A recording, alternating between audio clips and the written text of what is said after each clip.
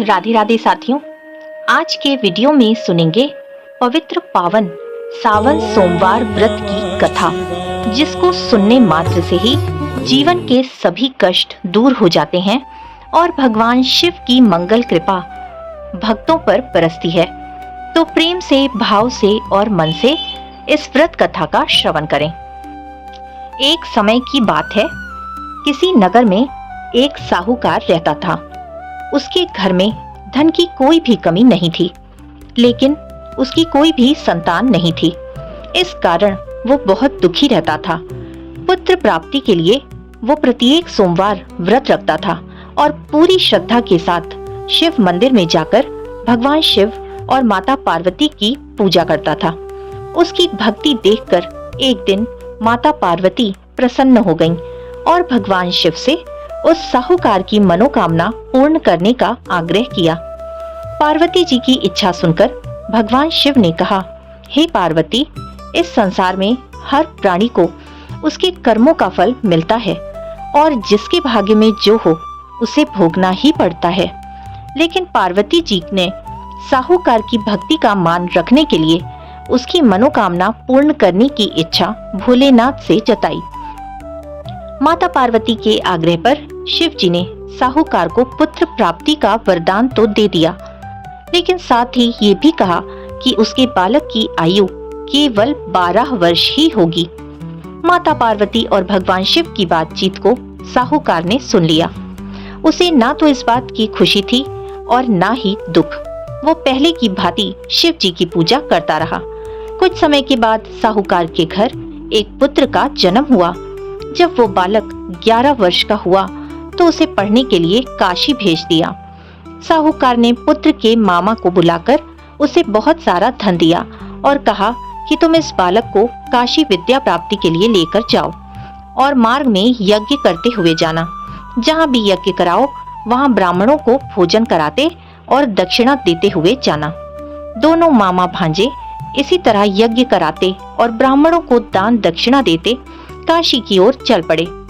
रात में एक नगर पड़ा, जहां नगर के राजा की कन्या का विवाह था। लेकिन जिस राजकुमार से उसका विवाह होने वाला था वो एक आंख से काना था। राजकुमार के पिता ने अपने पुत्र के काना होने की बात छुपा ली और एक चाल सोची।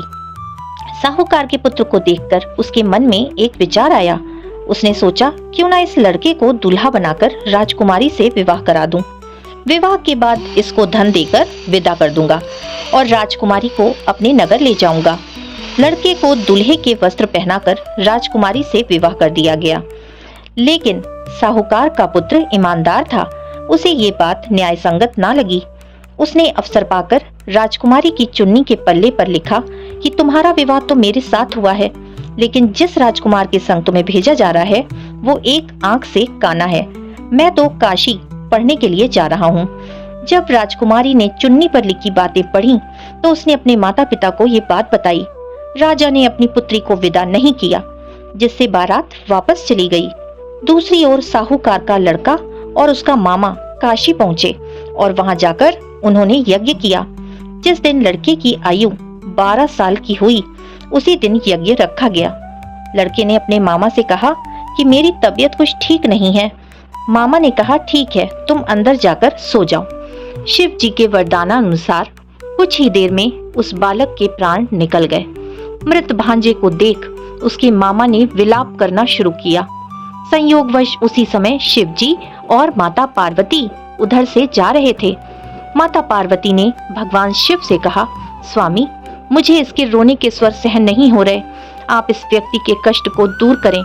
जब शिव जी मृत बालक के समीप गए तो वो बोले कि ये तो उसी साहूकार का पुत्र है जिसे मैंने 12 वर्ष की आयु का वरदान दिया था। अब इसकी आयु पूरी हो चुकी है। लेकिन मातृभाव से विभोर माता पार्वती ने कहा, हे महादेव, आप इस बालक को और आयु देने की कृपा करें, अन्यथा इसके वियोग में इसके माता पिता भी तड़प तड़प कर मर जाएंगे।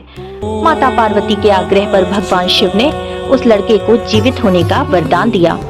शिव जी की कृपा से वो लड़का जीवित हो गया। शिक्षा समाप्त करके लड़का मामा के साथ अपने नगर की ओर चल दिया। दोनों चलते हुए उसी नगर में पहुंचे जहां उसका विवाह हुआ था। उस नगर में भी उन्होंने यज्ञ का आयोजन किया। उस लड़के के ससुर ने उसे पहचान लिया और महल ले जाकर उसकी खातिरदारी की और अपनी पुत्री को विदा किया। इधर साहूकार और उसकी पत्नी भूखे प्यासे रहकर बेटे की प्रतीक्षा कर रहे थे। उन्होंने प्रण कर रखा था, यदि उन्हें अपने बेटे की मृत्यु का समाचार मिला तो वो भी अपने प्राण त्याग देंगे। परंतु अपने बेटे के जीवित होने का समाचार पाकर वो बेहद प्रसन्न हुए।